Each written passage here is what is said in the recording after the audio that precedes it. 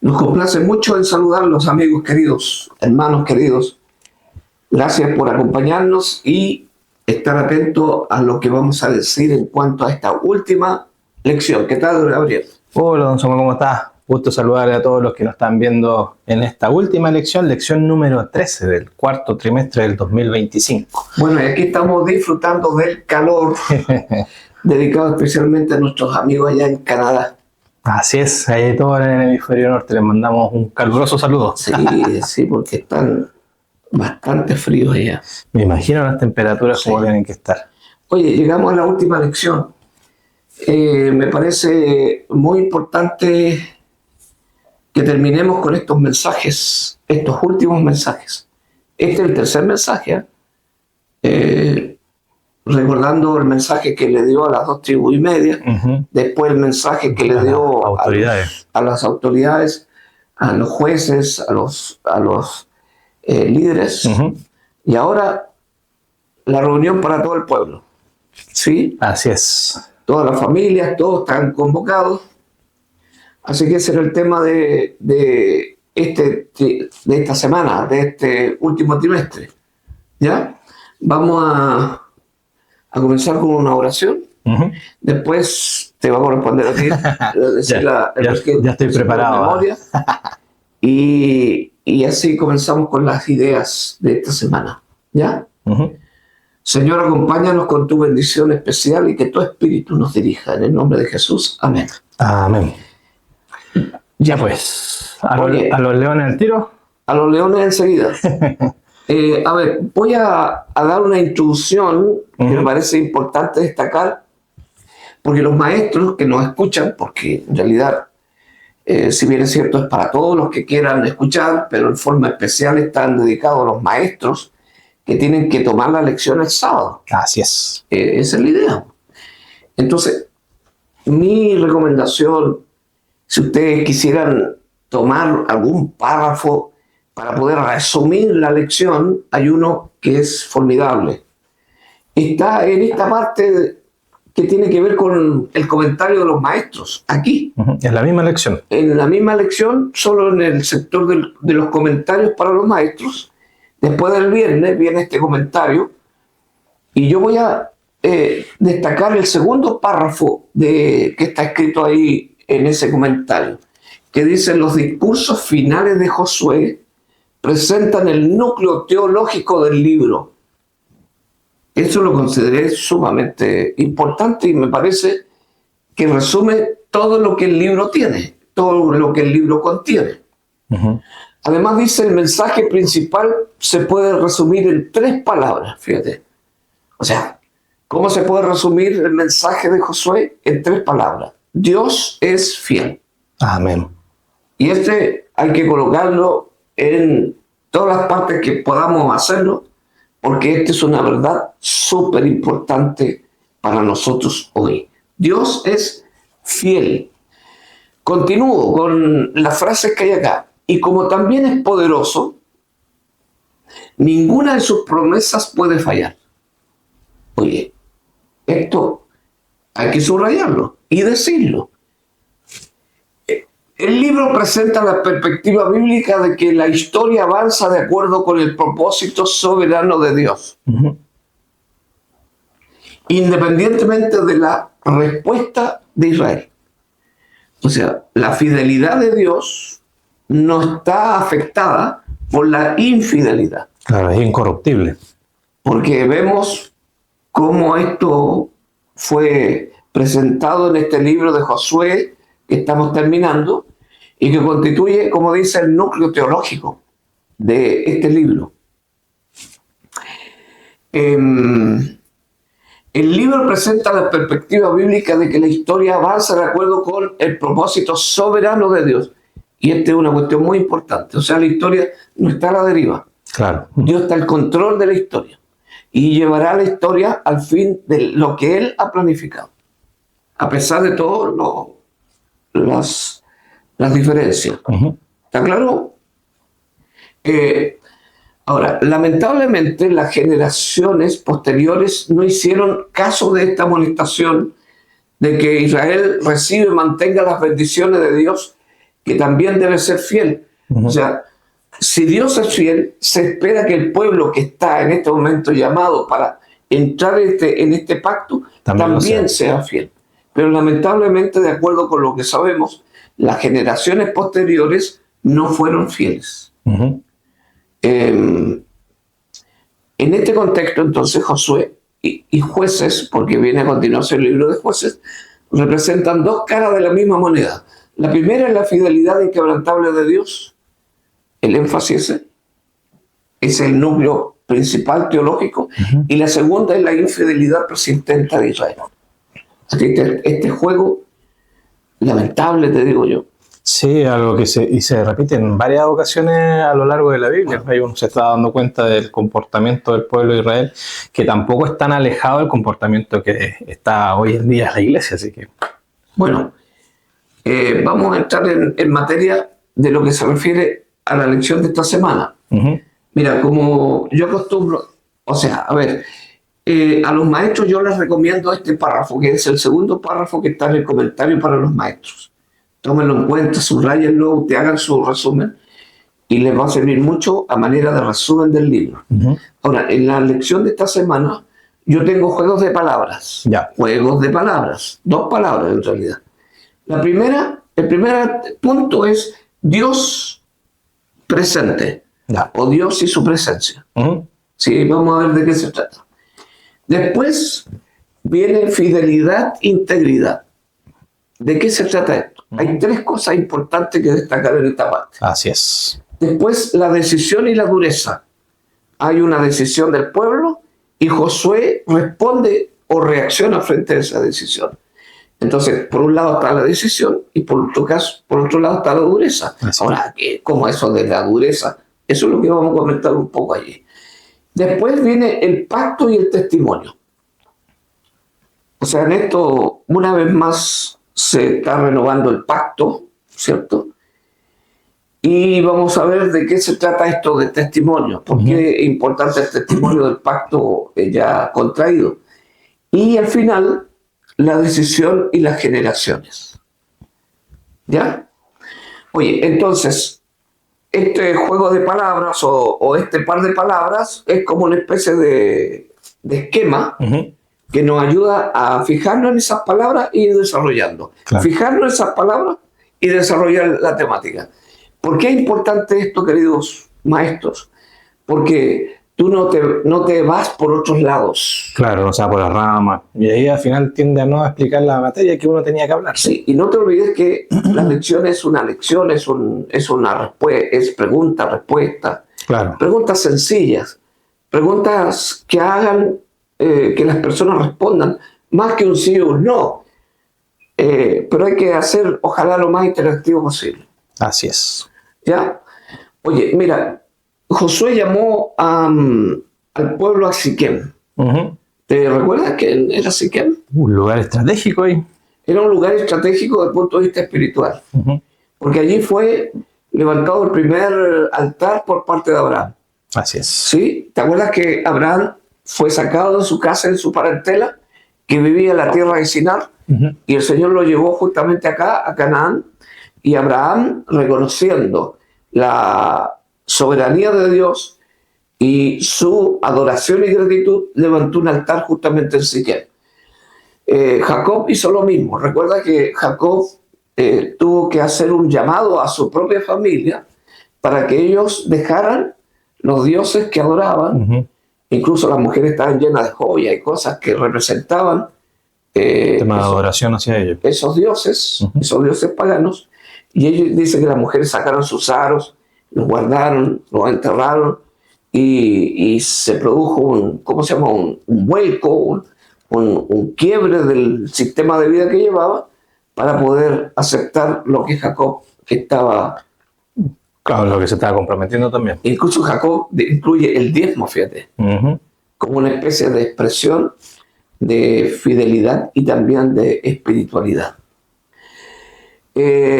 Ahora, Siquem es el lugar ¿te acuerdas de los montes Ebal y Gerizim? Así es. El monte Ebal, que representaba las maldiciones, y Gerizim representando las bendiciones. y esos montes daban cuenta de las decisiones que Israel debía tomar, o las personas debían tomar, las familias debían tomar. Y Siquem resultó ser el lugar entonces del pacto. Ahora, cada vez que el pueblo se reunía, el líder, Josué en este caso, y así fueron los líderes anteriores, contaban, hacían un resumen de las obras poderosas de Dios, de cómo Dios había intervenido. Por eso que habla de Dios y la presencia de Dios. Dios no es un Dios ausente. No, claramente no. Es un Dios presente. Y se involucra con la vida de sus hijos, de su pueblo. No es un Dios lejano allá. Recuerda que el santuario era el objetivo de que Dios quería habitar en medio de ellos. Así es. Entonces, el Señor estaba presente a través de la nube. Recuerda que hacía que el día fuera más fresco y la noche el fuego para que hubiese calor. O sea, Dios cuidaba de cada detalle para cuidar del pueblo de Dios. Así es. Bueno, Josué comenzó hablándole de los dioses extraños que adoraba Taré. Recuerda que Taré, papá de Abraham. Bueno, su ancestro. Y ahora entiendo por qué Abraham salió de la tierra de su parentela. Porque si no hubiese salido de allí, Abraham había terminado ser un idólatra más. Tal cual. Acuérdate del versículo de memoria. ¿Te aprendiste el versículo de memoria? Sí, ahora sí me lo aprendí. Ya, a ver, ¿qué dice? Ya, yo lo iba a decir en la parte que me iba a tocar a mí, pero ya como nos adelantamos, el versículo de memoria se encuentra en Josué 24:15 y dice: y si les parece mal servir al Señor, que elijan hoy a quién servir, porque yo y mi casa serviremos al Señor. Ya, te lo aprendiste en forma resumida. Es la forma que sale ahí. En mi defensa es la forma que sale en la lección. No, te hace una pausa igual, estás mejorando. Sí, pero quiero comentarte. Tengo que hacerlo. Te quiero comentar lo que dice el versículo, lo que no dice ahí, pero que forma parte. Dice: si os parece mal, dice, servir a Jehová, escogió hoy a quién servir. Si a los dioses cuyos padres adoraron después del río, en la tierra después del río, en la tierra transjordánica. ¿Sí? O los dioses de los amorreos, la cual están en la tierra que habitáis. Y ahí viene la frase: pero yo y mi casa serviremos, dijo Josué, al Señor. Serviremos a Jehová. Para que veas tú los antecedentes de la idolatría que había, nada menos que en las familias, esas familias escogidas tenían. O sea, la idolatría era salvaje, era terrible. Tremenda. No se escapaba a nadie, a menos que reconociera permanentemente, constantemente a Dios, que se refugiaran en su soberanía, reconocerlo cada día y darle espalda a esos dioses. Pero esos dioses eran tremendos, eran de una influencia realmente impresionante. Sí, no, importante eso, porque como le decía yo a usted, esto también tiene una muy grande aplicación en estos tiempos, porque uno también tiene que escoger a qué Dios va a servir. Sí. Oye, Taré dice que estaba dado a los ídolos. La parentela de Abraham estaban dados a los ídolos. Por eso esos dioses que estaban en Transjordania, que adoraban a sus padres. Así que Dios estaba presente, no tenían justificación alguna para adorar a otros dioses, porque Dios los proveía de todo, los defendía, los cuidaba. ¿Y qué queda para nosotros? ¿Hace igual Dios con nosotros o no? Claro. Entonces, hay cosas que nosotros necesitamos sacar, que son dioses que van, diría, consumiendo el tiempo que solamente debe ser dedicado a Dios. Y afectando nuestra relación con Dios. Ya. Así que Dios y la presencia, ¿te das cuenta? El primero hay concepto. Y Josué cuenta todo eso con el fin de que ellos pudieran tener toda la información y así elegir entre la maldición y la bendición. Ya, dime, la fidelidad e integridad, háblame un poco de eso. Sí, ese es el segundo aspecto que nosotros habíamos señalado dentro del estudio de la lección. Y iba a tocar una pequeña palabrita que Ya. usted hizo mención, que es elegir. Y de hecho eso es súper importante porque es el título de la elección que dice elijan hoy. Así que ahí todo calza. Como bien decía usted, al igual que Jacob invitó a su familia a enterrar a sus dioses, que ahí decía usted que incluso hasta las mujeres se despojaban de sus pertenencias, de sus oro y todas esas cosas antes de renovar el pacto que hizo Dios, o sea, con Dios en Betel. Josué también invita al pueblo de Israel a abandonar sus dioses antes de renovar el pacto que tienen con Dios. Y de ahí hay un versículo súper importante, que incluso es el que antecede al versículo de memoria, que es Josué 24:14, que si gustan lo pueden ahí buscar en sus Biblias, que dice: ahora pues temed a Jehová y servidle con integridad y en verdad, y quitad de entre vosotros los dioses a los cuales sirvieron vuestros padres al otro lado del río y en Egipto, y servid a Jehová. Y de ahí nosotros señalamos tres aspectos. No nos costamos mucho la palabra, pero señalamos tres aspectos que tienen relación con el versículo, que la primera es temer a Dios. Sí.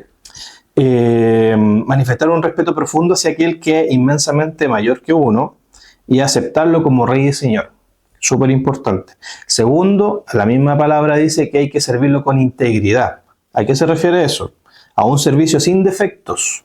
¿Ya? Así se define al animal que solo era apto para el sacrificio si era sin defectos, o sea, era de manera íntegro.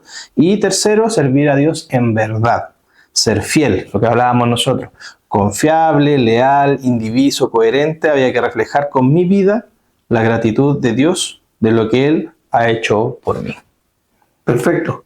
Entonces ahí están las tres cosas Los tres aspectos que tienen que ver con esto de la fidelidad y la integridad. El llamado a integridad que le hizo Josué al pueblo. Temer a Dios, ¿no es cierto? ¿Qué más? Servir a Dios con integridad y servir a Dios en verdad. Ah, sí, es así, la integridad completo, total. Por eso que las ofrendas deberían ser sin defectos, ¿no? Así es. Para mostrar esa integridad. Y servir a Dios, que diría como una especie de la columna vertebral de su vida, porque Claro. Dios, ¿te acuerdas que le había dicho al faraón: deja ir a mi pueblo para que me sirvan? Exacto. O sea, el propósito importante del servicio a Dios, ¿cierto? Y eso significaba una vida consagrada para que los demás pueblos que estaban ahí, En los alrededores. circunvecinos, miraran y pudieran observar de que era un pueblo distinto. Así es. Así es. Fíjate que eso estaba pensando que se logró en algunos aspectos bastante, porque yo recuerdo que los filisteos, por ejemplo, los filisteos, ellos sabían lo grandioso que significaba es que Dios acompañara a su pueblo. Sí, porque también fueron partícipes de oídas, por ejemplo, de las hazañas que hizo Dios con ellos. Por eso ellos temían a ese Dios. Y cada vez que ellos sabían de que Dios estaba presente con ellos como que se amillanaban. Claro. Bueno, hay hechos, por ejemplo, en Samuel, segundo de Samuel, están los hechos ahí de las luchas con los filisteos, y cómo los filisteos conocían perfectamente a Dios y lo que significaba temer su nombre. Oye, bueno, y viene ahora la decisión y la dureza, la otro juego de palabras. ¿Cuál fue la respuesta al llamado de Josué cuando Josué los llamó a decidir? Fíjate que aquí, queridos maestros, pueden anotar un texto muy importante en cuanto a la decisión y que es un texto para nosotros también. Estoy citando Deuteronomio 30, 19 y 20, que dice: a los cielos y a la tierra llamo por testigo hoy contra vosotros, que os he puesto delante de la vida y la muerte, Así es. la bendición y la maldición. Escoge pues la vida para que vivas tú y tu descendencia, amando a Jehová tu Dios, atendiendo su voz y siguiéndola a Él, porque Él es vida para ti y prolongación de tus días, a fin de que habites sobre la tierra que juró Jehová a sus padres Abraham, Isaac, Jacob, que les había de dar. Oye, impresionante este texto. Sí. Clarísimo. Bueno, ¿y cuál fue la decisión del pueblo ante este llamado? El pueblo en pleno dijo no a sus dioses y aceptó que solo tenían un Dios, nuestro Dios, el mismo que los había dirigido tanto a sus padres como a ellos mismos hasta ese momento. Oye, escuchar eso debe haber sido emocionante, ¿no? Sí. Ahora, en lugar de que Josué felicitara al pueblo, diría, oye, bien, amén, estamos de acuerdo, adelante. No fue esa la respuesta de él. Josué le da una respuesta inesperada, que fue como una gota de limón. No sé si usted ha dejado caer una gota de limón en su boca. Hay una reacción. Claro.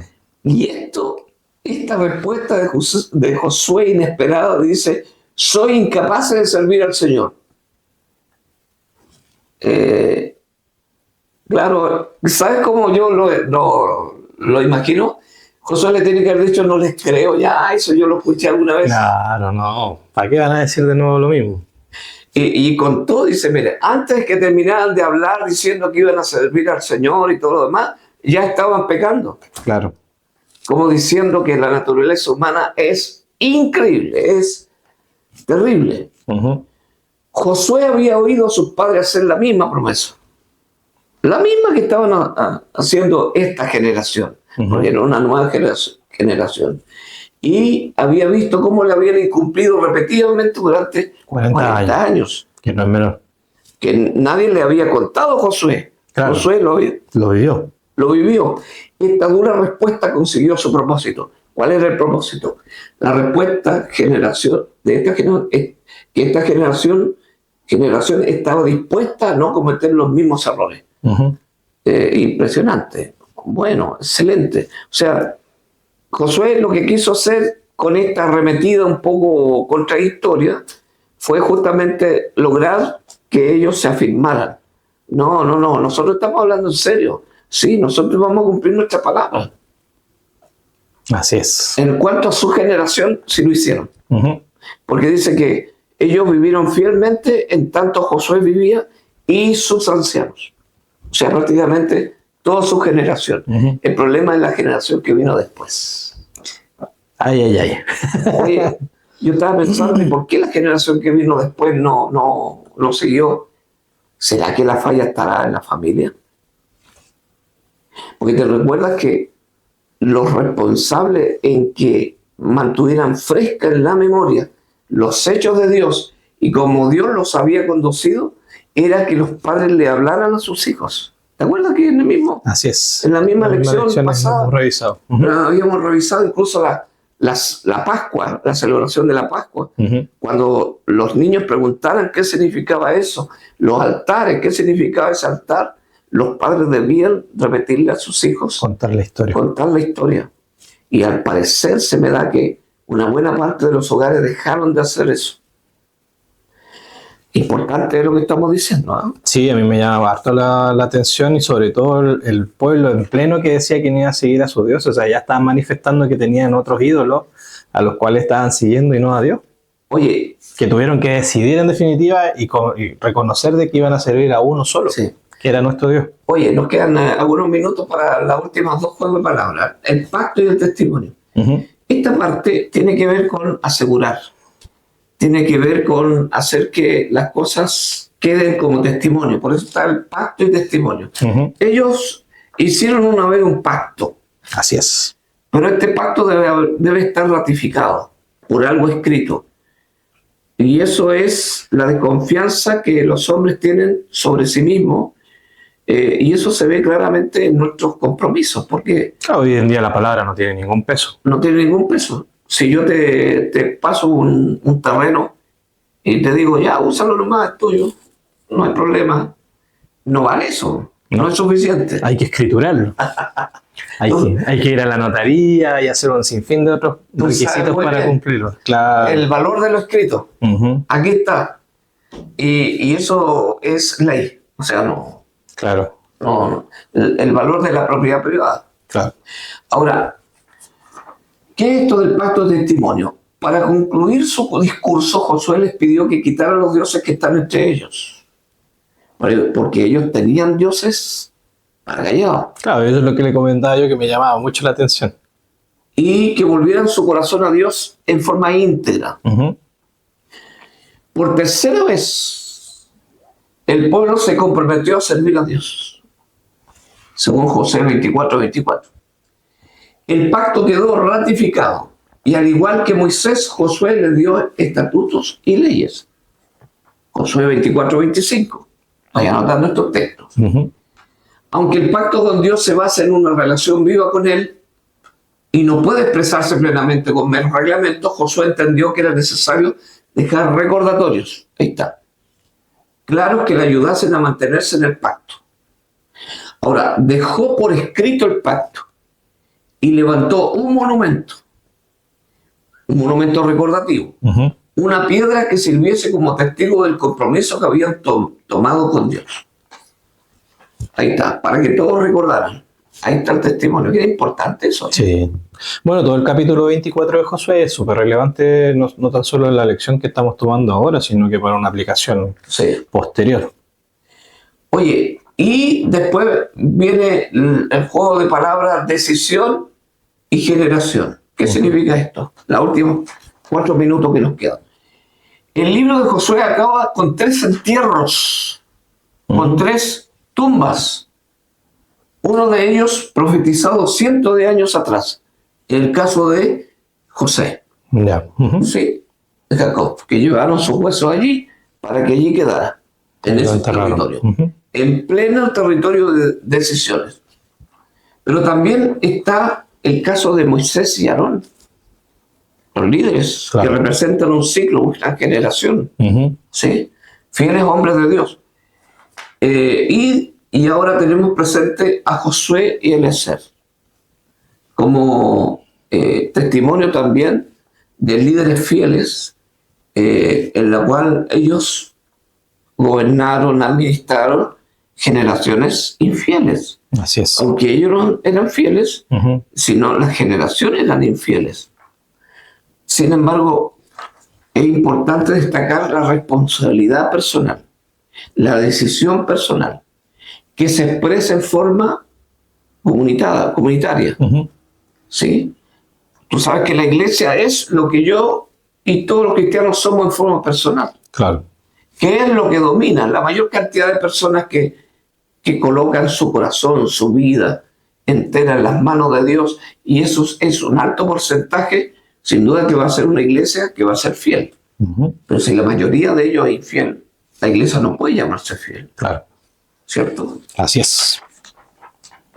Ahora, esta nueva generación se mantuvo fiel, pero ¿qué decir con las siguientes generaciones? Como estábamos comentando, Ujú. como dice Jueces 2, 10 y 11, la historia es completamente distinta y diferente. Cada generación debe hacer su propio pacto con Dios. Exacto. Lo subrayé porque me pareció importante. Sí. Y eso también nos incluye a nosotros, porque nosotros también somos una nueva generación. Oye, sí. Ahora, ¿cómo hacemos? ¿Qué costumbre tenemos nosotros para poder reafirmar nuestro pacto con Dios? Y ahí está la Santa Cena. La Santa Cena es un evento donde la iglesia, toda reunida, es llamada a participar de los emblemas Ujú. del pan y del vino, Así es. símbolo del cuerpo y la sangre de Jesucristo. De Cristo. Fíjate que la recomendación es que nosotros hagamos esta participación, esta celebración, una vez por trimestre. ¿Sabías tú eso? No sabía de la recomendación. Yo como pastor Ujú. tenía ese ritmo en mi distrito. Una vez al trimestre tenemos que tener Santa Cena. Porque hay muchos hermanos que dicen, oiga, pastor, ¿yo me puedo bautizar de nuevo?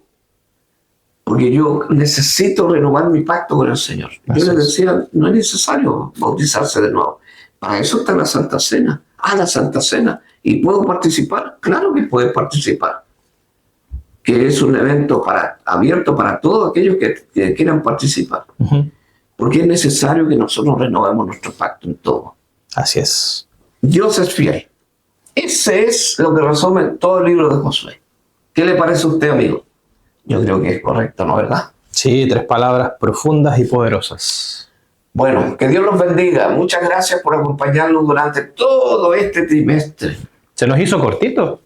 Yo Sí. pensaba que iba a ser más largo, pero ya terminamos el cuarto trimestre ya. Bueno, estamos terminando el año también. Oye, y estamos anunciando ya la Sí. próxima. Que se llama Uniendo el cielo y la tierra, Cristo en Filipenses y Colosenses. Acá está el material para este nuevo trimestre, si Dios quiere. También lo vamos a estar estudiando y también vamos a estar compartiéndolo con ustedes. Tú anda aprendiéndote versículos de memoria. Sí, ya estamos terminando, así que ya con un poquito más de tiempo vamos a estar ahí también. Bueno, oramos. Oremos. Santo Dios, muchas gracias por tu compañía, no solo en esta lección de esta semana, sino en todo el trimestre. Gracias por la experiencia que hemos tenido Amén. y queremos rogar que tú nos sigas acompañando con tu Santo Espíritu para ya ir estudiando la lección de este próximo trimestre, que es el primer trimestre de 2026. Gracias, Señor. Bendice a cada uno en el nombre de Jesús. Amén. Amén. Nos vemos. Chau.